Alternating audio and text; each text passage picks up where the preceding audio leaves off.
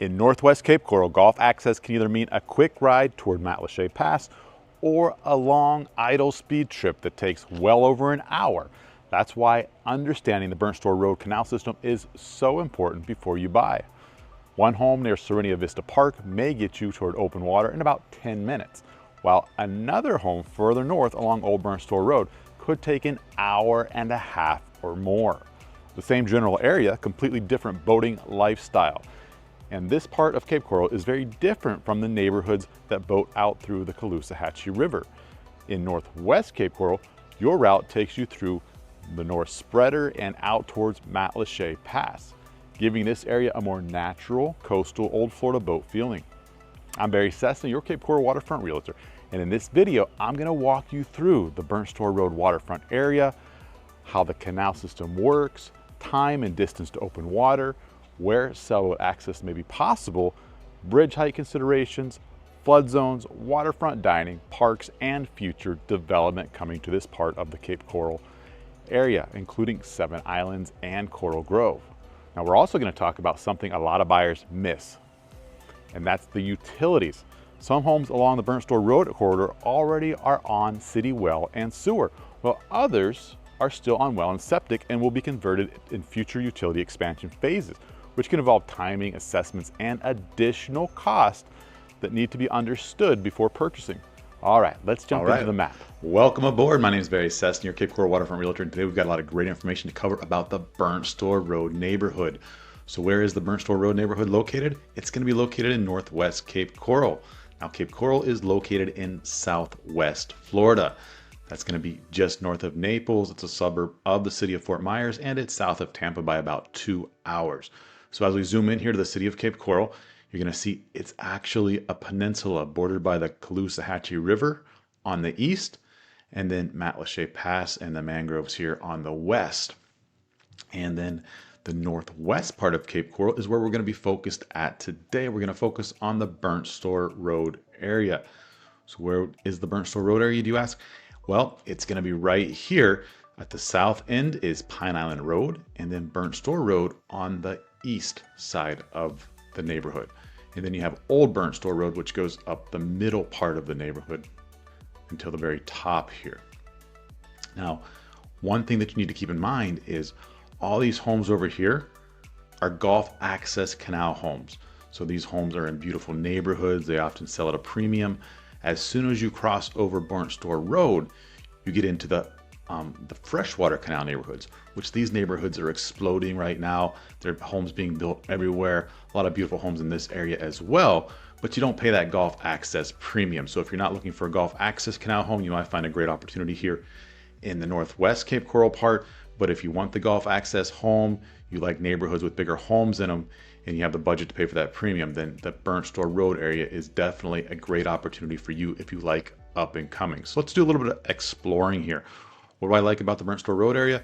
Number one, it's kind of a skinny area. There's limited space here. So as this all gets built out, it becomes more and more expensive. Right now, because it was the last area of Cape Coral to get built out, you have a lot of newer homes in this area, and you have a lot of newer homes being built in this area.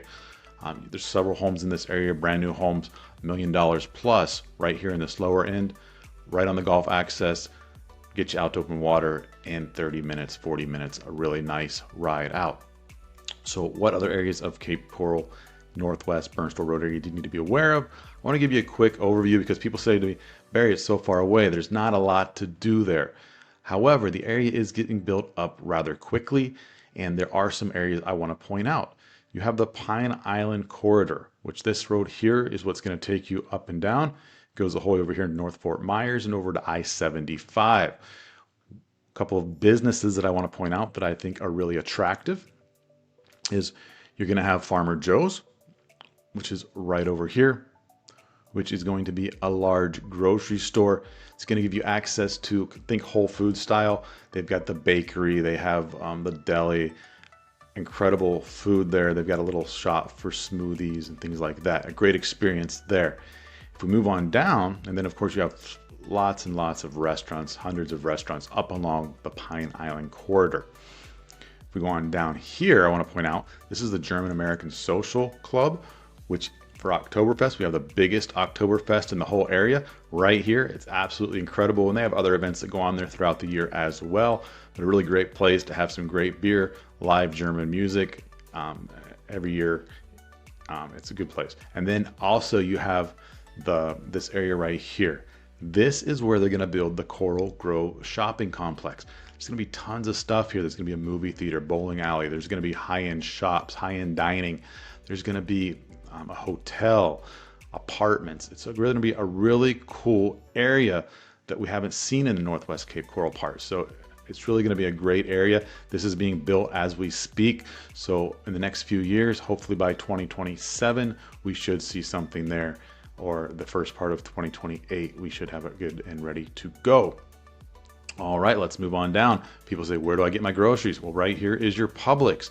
This is the Publix, handful of restaurants here, banks, auto stores, your Walgreens, everything's on this corner that you would need. And this is the corner of Burnt Store Road and Pine Island Road. Okay, now today we're going to focus on the Burnt Store Road area, which is west of Burnt Store Road. This is this area right here going north. The other area that you need to be aware of is 7 islands. You'll see these 7 peninsulas right here. They're just connected by a little piece of land. 1, 2, 3, 4, 5, 6, 7. This area, they've been talking about developing it for years and years. They're going to do a marina, hotel, apartments, a lagoon, all kinds of great stuff on this area here. Well, we're getting closer.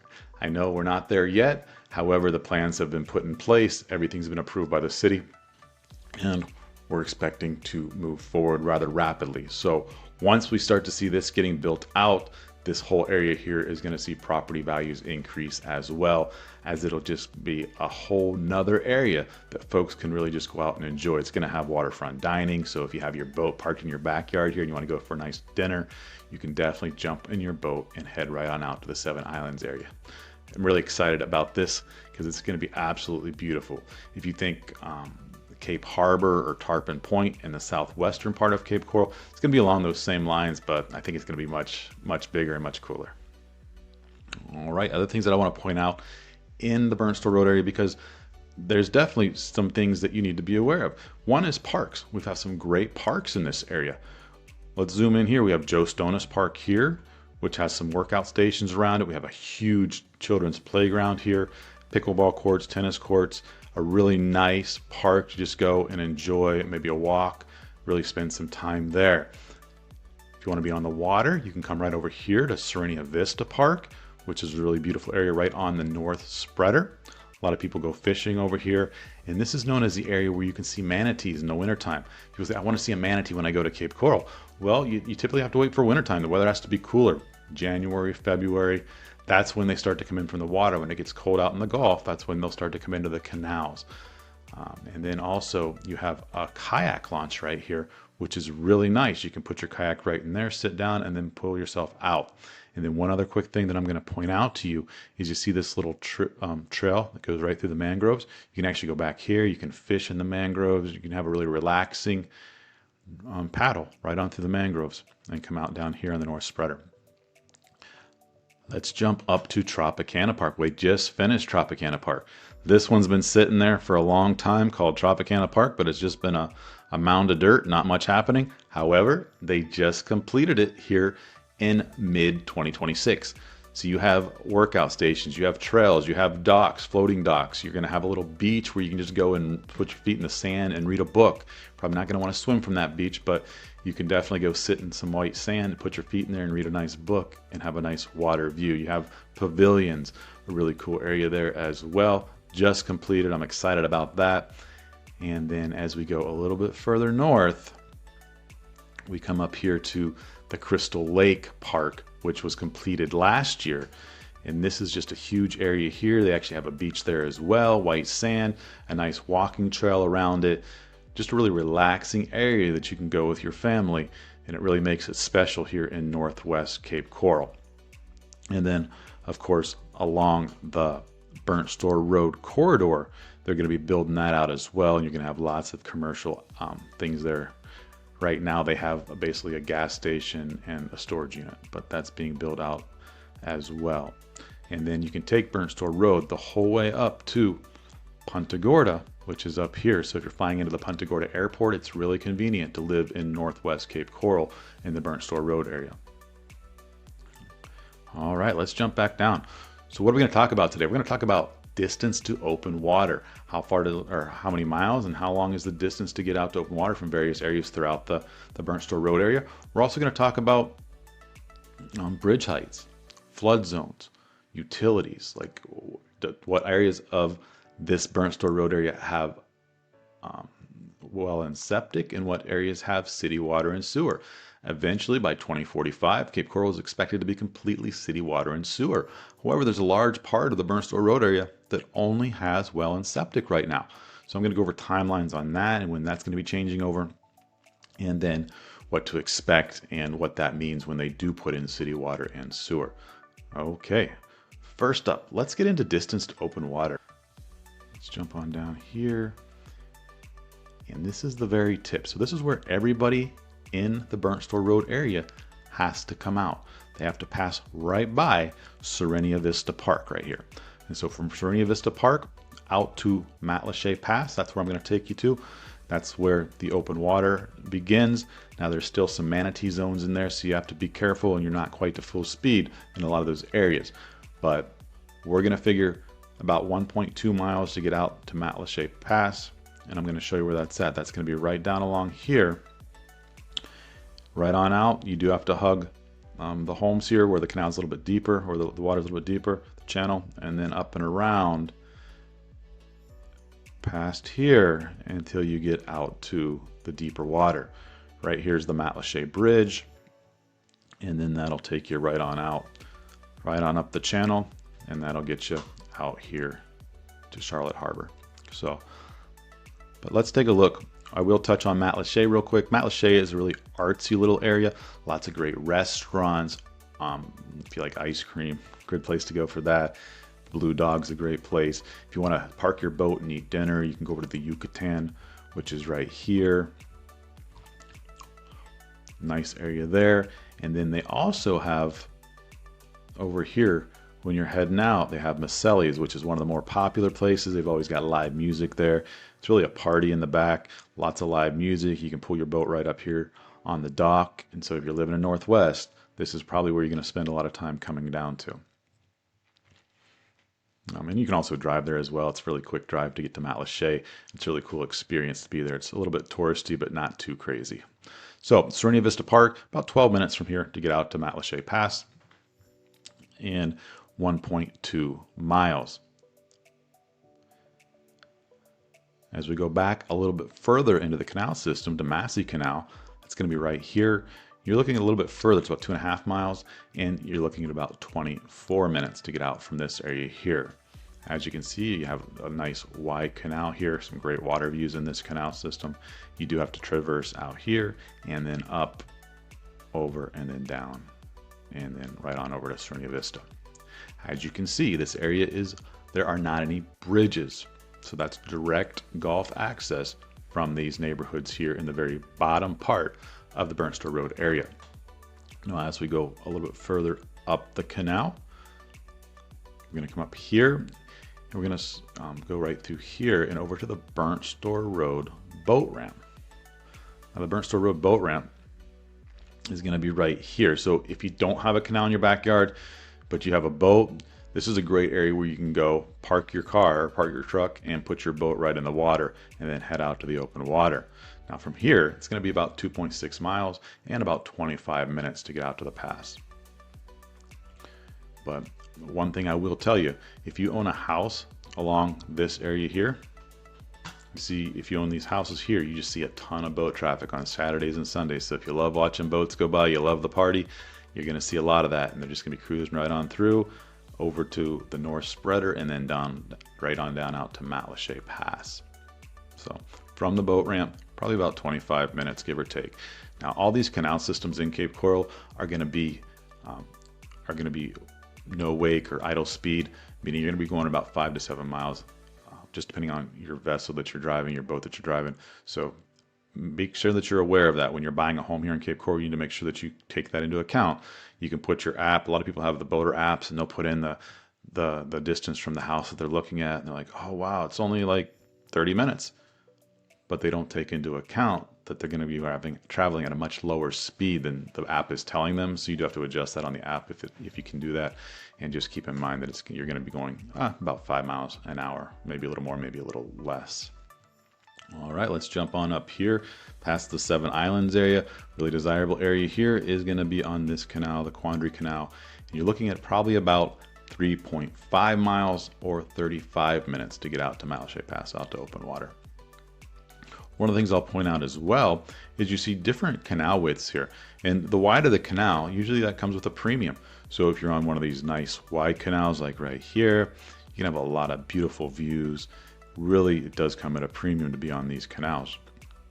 If you're back a little bit further away, you're sitting on one of these canals here where, say it's a little bit skinnier, this canal is about 75 feet across, then you're going to be able to get a better deal.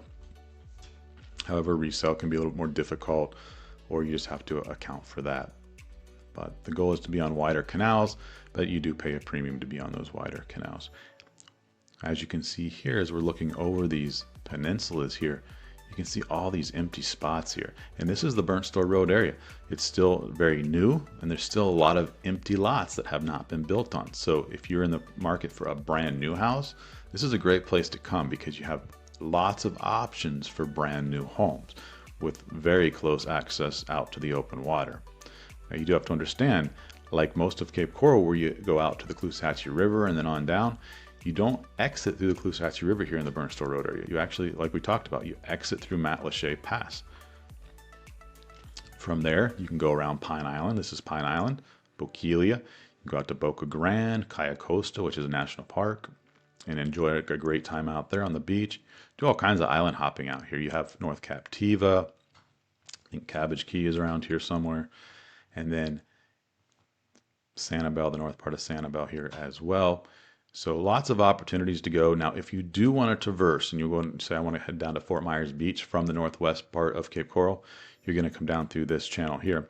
And it is a little bit challenging because the water levels can be low here. So you want to make sure you're doing it during high tide. You want to make sure that you're watching the channel markers and staying within the channel markers because you don't want to run aground, as that could create a very bad day.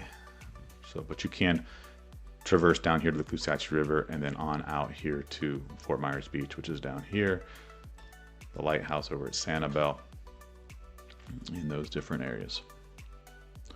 All right, let's head on up here. We're going to head up the North Spreader. This is the North Spreader all along the western side of the Burnt Store Road area. We're going to Tropicana Park. So from Tropicana Park, it's going to take about 3.1 miles or 31 minutes to get you out from this area right here. Let's go over to Hermosa Canal. So Hermosa Canal from here, about 4.4 miles, 44 minutes. So as you can see, as we go a little bit further north, it starts to increase your time to get to open water.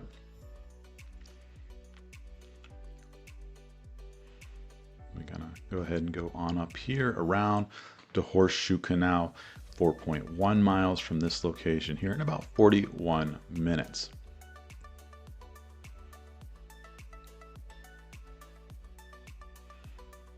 You'll see stuff like this. You'll say, Barry, but the canals go through. So those must be Gulf access over here. They're absolutely not. They're freshwater canals and they're blocked off right here. And you're not able to get your boat through from one side to the other. One of the tips that I tell people, because Cape Coral is a huge place with over 400 miles of canals, you want to pay attention to the boats in the backyard. So that'll tell you real quick if it's a Gulf access canal or a freshwater canal. As you can see here, we have the boat lifts and canopies on this side, several of them around. You see some nice boats. And then as we cross over Burnt Store Road, we don't see any of that. And that's because this is a freshwater canal. Now people will have little fishing docks and places that they go and sit and watch the sunset. And it's a really nice way of life. It's just you can't park your boat in your backyard if you want to go out to the Gulf. Some people will have pontoons or little small motor boats that they can traverse the freshwater canal system, do some fishing, some kayaking. They like to kayak in the freshwater canals. So lots of good opportunities there. But that's your tip of the day is if you see boats and you see boat lifts and canopies, that tells you that it's going to be a Gulf access canal.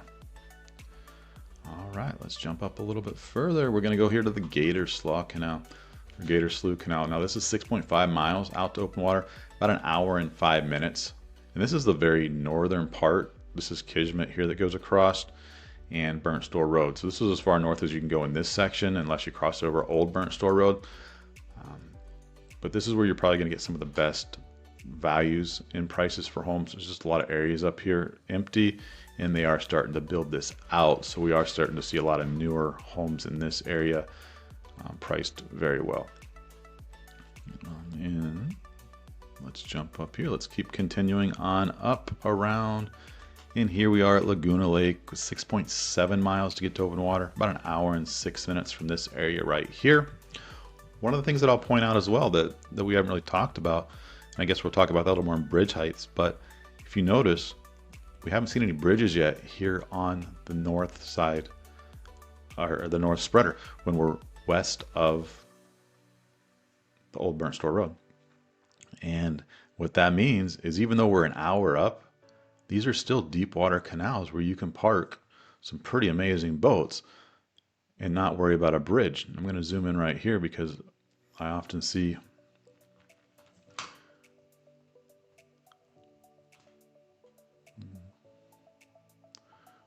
well, maybe they were out that day.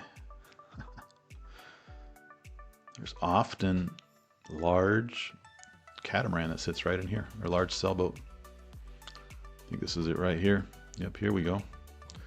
Check this out. So you have a large sailboat here, a large motor, kind of looks like a cabin cruiser. And these boats are going to be 40, 50 feet long. Huge boats sitting in here. And they're able to get out without any challenges. Now, it takes a little bit of time to get out. Like we said, it's going to take over an hour to get out from this area. But you're able to park a really nice boat up here. Okay, let's continue on up. I'm going to go over here to Longview Canal. Now we're about 9 miles, 8.9 miles to get out to open water, out to the Matlacha Pass. About an hour and a half from Longview Canal. That's these homes up here in this area. You've got some beautiful lakes up here, like this lake here and this one. These homes that sit on these lakes just have incredible views, especially if you're facing west. You've got those sunset views out over the mangroves. If you're facing east, obviously you can watch the sunrise if you get up that early. I'm more of a sunset kind of guy. I think Florida has some of the most amazing sunsets you'll ever see. I love going outside by my pool or my dock and just looking down the canal and watching the sunset over the water. My home face, or my pool area faces north, so I get to look down the canal and I always get to see the sunset over the canal, and it's absolutely beautiful. Almost every night, it's a show. All right, we're going to go on up here by Crystal Lake and the very further area. This is the Quicksilver Canal up here. That's 10 miles, an hour and 40 minutes, maybe a little more than that to traverse on out to open water. So as you can see, you still have Gulf access up here. It just takes a little bit longer to get out. Now this one actually has a bridge right here, so you can't park your sailboat up here in this area. Now, one thing that I will tell you, but I wouldn't take it to the bank, a lot of people are pushing to get a trail or to get a spreader put out, have the north spreader connect to Charlotte Harbor here. However, I don't believe that that's going to happen anytime soon, if ever. So I wouldn't bank it on it. I wouldn't buy a house up here thinking, like, if you've read somewhere that they're trying to get the north spreader to connect to Charlotte Harbor right here, because that's going to be a huge process, and the Army Corps of Engineers would need to get involved in that, and it would be a whole process to be able to do that. Now, it is very close right here. It doesn't seem like it would take much, but at the end of the day, for that to happen, it would be quite a task and quite a chore, and I wouldn't bet money on that happening. Now, if that did happen, it would increase the property values up here substantially. So something to think about if you come across that article, you're reading about that stuff. Just I would take it with a grain of salt and not make a purchase based on that. So as you can see from the very north part of the Burnt Store Road area, you're looking at probably close to 2 hours to get out to open water, and then everything in between the whole way on down the bottom here. I have a client that lives right over here in this area that we sold him a home, and he says it takes him about 9 minutes to get out from this area right here. So absolutely incredible area, and this is the Burnt Store Road area. Distance to open water. Now next up, we're going to get into bridge height, because you need to know what type of boat you can actually park in your backyard. If you want to park the sailboat, the cabin cruiser, the T-top, center console, the deck boat, whatever you want to park, the pontoon, you got to know bridge heights, because if you don't know bridge height, then you're going to be in trouble if you try to park a sailboat back here somewhere, because this bridge is not high enough to park a sailboat. All right, let's jump into that. All right, let's dive into bridge height, because it's extremely important to know exactly what type of boat you can park in your backyard. If you're the type of person that has the boat already picked out, or maybe you're bringing it down from up north, you definitely want to be able to make sure that you can park your boat in your backyard at your dock, at your backyard dock, before you buy the house. Don't fall in love with the house until you know you're able to park your boat there. So let's zoom in. Here we are, here's Serenia Vista Park. The very first bridge we have is going to be the Rosemary Lake Bridge. This is Rosemary Lake Canal right here, and then Rosemary Lake. Now, this one sits at 9 feet. So you want to make sure that your boat can get under that at 9 feet. Now, a lot of center consoles, 26 foot, 28 foot will work just fine. Of course, your pontoons, deck boats, things like that, your bow riders. However, a sailboat wouldn't work, or some of your larger boats won't work to traverse this bridge at 9 feet. We can look down here and see, kind of get an idea of what people are parking back here. And we've got some nice little power boats. Looks like a little cabin cruiser there, but all kinds of fun things. But you definitely need to know the height of the bridge and what type of vessel that you're driving, or if it's going to be able to get under the bridge or not.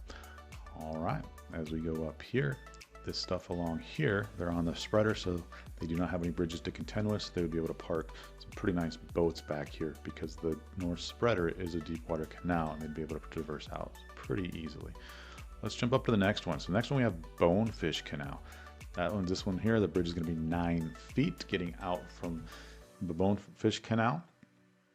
So as we go back here, you can see you can park some pretty standard size boats back here for the city of Cape Coral. 9 foot's typically what you're going to find here. Sometimes a little less than that, sometimes a little more than that, but it's pretty standard for the city of Cape Coral, a 9 foot bridge at high tide.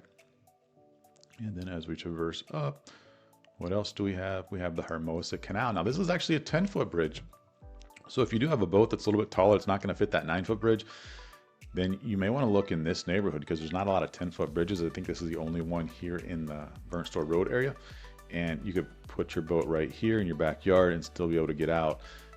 If you're a little bit concerned about 9 feet might be a little less, then you might look here at the Hermosa Canal. That's just north of Tropicana Parkway, or south of Yucatan, between Burnt Store Road and Old Burnt Store Road.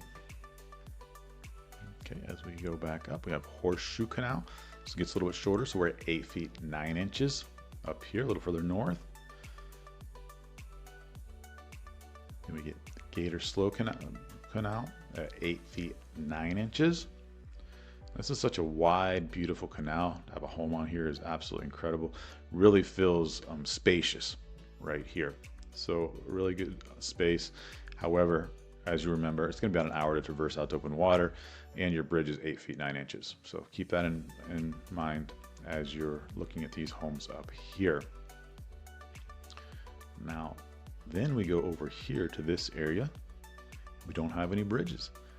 This area takes a little bit of time to get out to open water, but it's a really cool area if you're not going out every single day or every week. Maybe you're going out once a month or a couple times a month. This is a really good area up here, because you can get some really cool stuff, really good views, beautiful homes being built, and the price is pretty spectacular for Cape Coral. I've been looking at some homes up here in the $800,000 range, brand new, right on the canal, for $800,000, which is spectacular. You're not going to find that for waterfront properties just about anywhere else in the United States.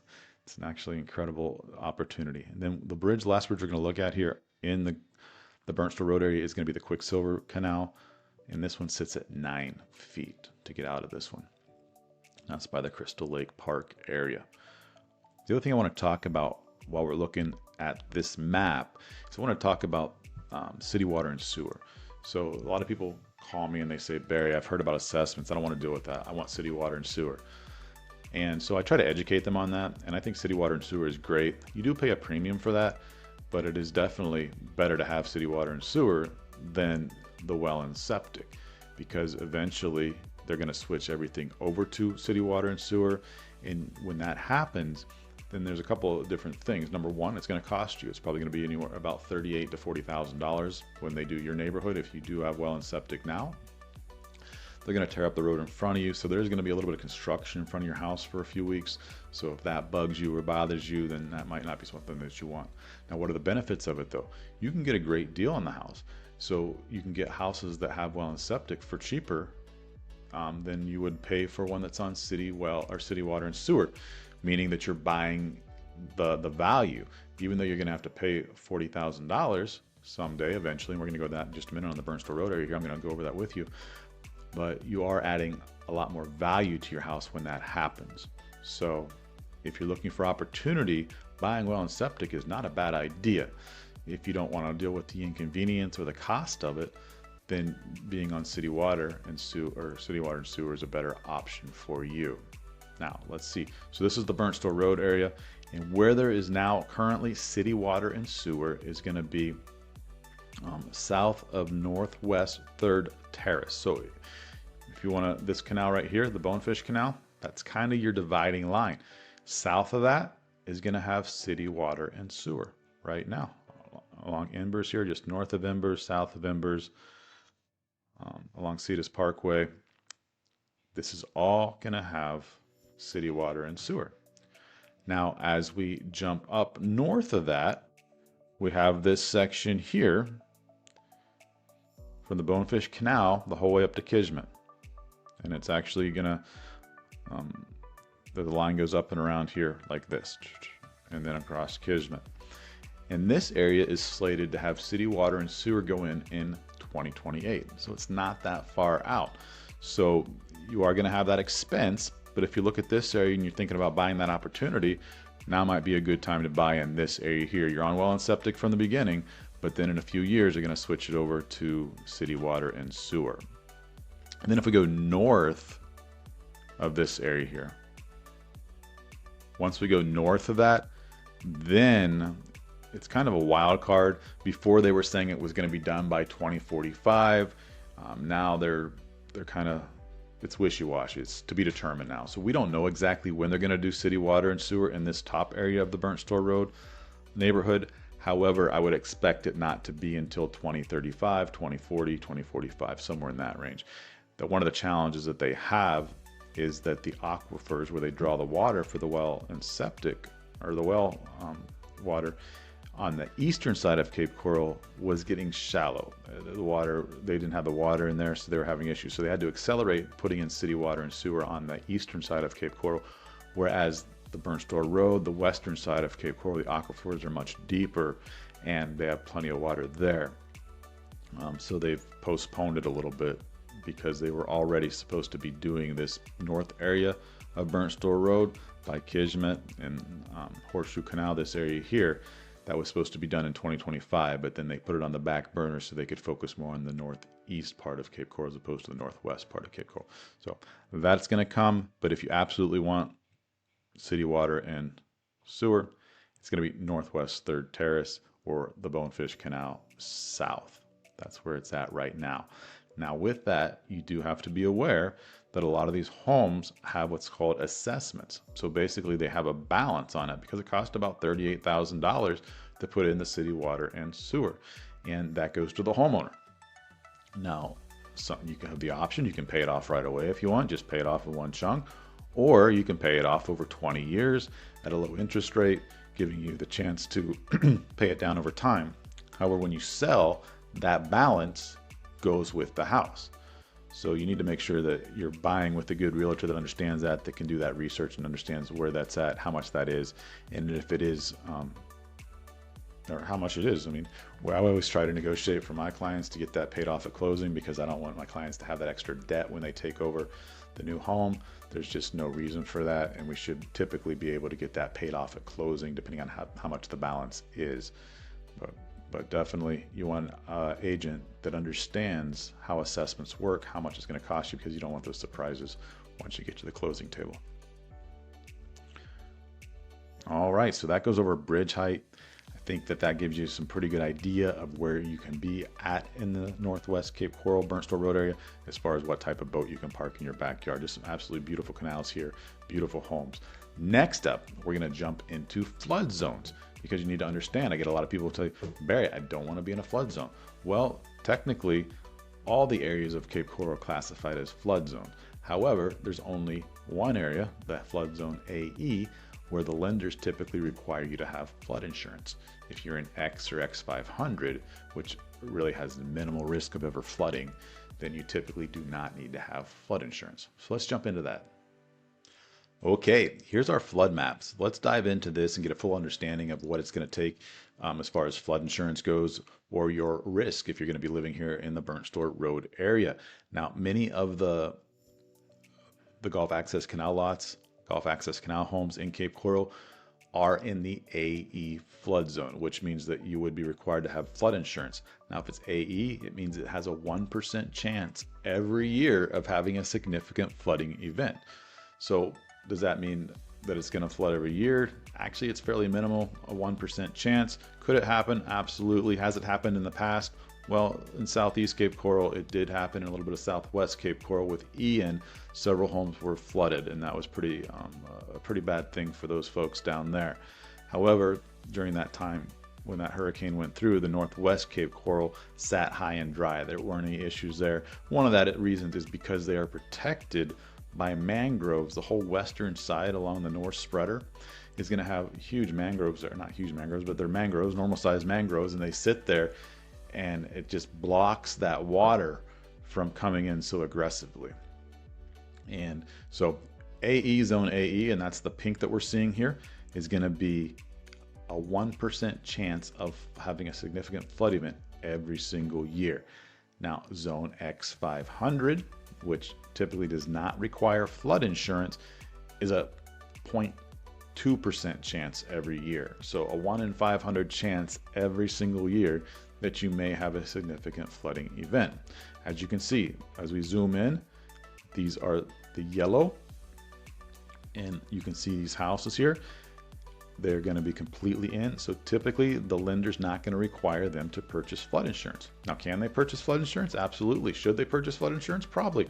It never hurts. And if you are in flood zone X500, the flood insurance is substantially cheap.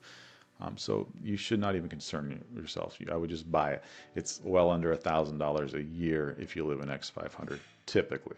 I'm not an insurance agent, so I can't tell you 100%, but for every single house, but typically what I've seen is it would be under $1,000 a year. Now, if you're in the AE, where all these other homes are at, typically it can range anywhere from $1,200 a year up to several $1,000s a year. And that's something that we want to figure out when we're doing the due diligence period. If you find a house, I mean, I'm pretty well versed in knowing what areas have more expensive flood insurance than other areas, but at the end of the day, each house, individual house, is different than the one next to it. It could sit at a lower elevation. There's so many different variables there. So we do chat with the insurance company. Once we get under contract, we chat with the insurance person, and they tell us exactly what it's going to be. So during that due diligence period, you can decide if you want to move forward with purchasing the house. That's just one of the many decisions that you have to make in order to move forward. But we have so much time to do that, and so we want to jump on that as soon as we get under contract. As you can see here, you've got some more homes that are here in the X500. However, the back of this home here is actually sitting outside of it in zone AE. So that tells me that that home would likely be required to have flood insurance if you had a mortgage on that home.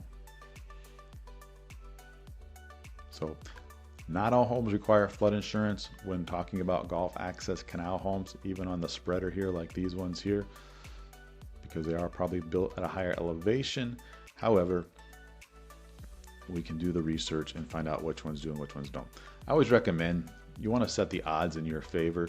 So if it is going to be your primary residence, you definitely don't want to be in a very low-lying area in an older home sitting right by the Caloosahatchee River, because the odds of that flooding are much higher than, say, a newer home here in the northwestern part of Cape Coral.